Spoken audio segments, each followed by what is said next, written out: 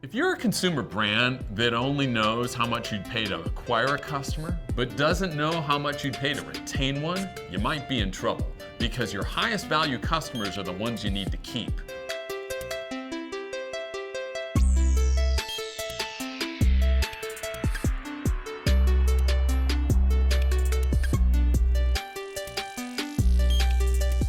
Hi, I'm Chris Jones. I run product here at Amperity. The Unified Customer View is the thing that helps you answer basic questions that every brand should know about their customer. For any individual, how much have they spent? What products do they like? Where do they like to be communicated with? And what's their experience been with the brand? If you're in travel, have I missed a flight? If you're in retail, did I return a transaction or purchase I didn't like? If I had to go interview people at most consumer brands, they'd say, yes, these are the things that I expect to know about the customer. And not only do I expect to know them, everybody on my team should know them. So the Unified Customer View is this very simple thing. It's the thing that owns and operates the data that you need to know, that helps every employee at the brand ask and answer these basic questions about the customer that are both transformational in the customer experience, but also increasingly expected by consumers that you serve. One way to think about it is, today, if I'm a consumer and I'm interacting with a brand, I expect the brand to know me. If I do something in retail and then I go and return the thing at customer support, I expect the brand to have memory about me, just like when I interact with a person. In a Unified Customer View, think about it as that central memory system of the brand that exists across every experience, that understands things about the consumer that they expect the brand to know.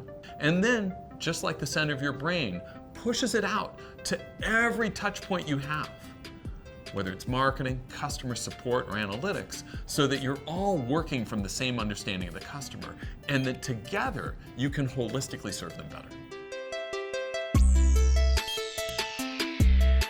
If you work in a consumer brand today, it's no news to you that a Unified Customer View is important.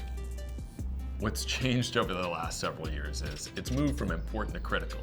What was kind of creepy 5 years ago, if you interacted with a brand that really knew you, where they could see your whole purchase history and show it to you, is now rude if you don't do it. Consumer expectations have changed. Increasingly, the things you're asking your employees to do relate to being measured against customer outcomes. Are you driving more loyalty signups? Are you driving more high-value customers? What's the value of the customer you're acquiring? So employees now have a critical need to know. Most importantly, though, it's critical in your conversation with your board. There are 3 slides that are going to drive your board meeting. 1, profit and loss. 2, acquisition. And 3, net retention of your customer base. All 3 of those things are now powered by the Unified Customer View. Let's take the 3rd slide, net retention. The only way to understand the value of your customer is with a Unified Customer View.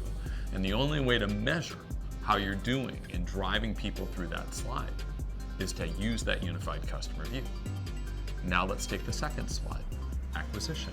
If you don't understand the predicted value of a customer you're acquiring, how do you know if it was worth the acquisition cost to bring them in the door? The Unified Customer View unlocks that. Now let's go to the 1st slide, profit and loss. Why does the Unified Customer View matter there? Well, it turns out most of your revenue and the majority of your profit comes from your highest value customers. So that profit and loss slide 2 is driven by the Unified Customer View.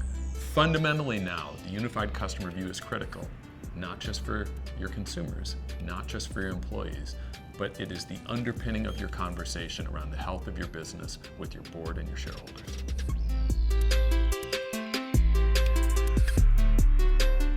Every company talks about being customer-centric. If you want to truly be customer-centric, the customer view and a customer metric becomes everybody's metric. You can't have customer centricity if the customer-centric view only exists in marketing, or it only exists in your analytics team. That customer metric has to drive every decision across the brand. How you do business planning, how you do product planning, how you plan your support experience, who you serve and how you serve them differently, and of course, how you market. Customer metrics drive business metrics, and the underpinning of that is the unified customer view. You too can deliver an experience that's so personalized and so knowledgeable that every customer you serve feels seen. And isn't that the root of a brand promise? Isn't that why your customers come back?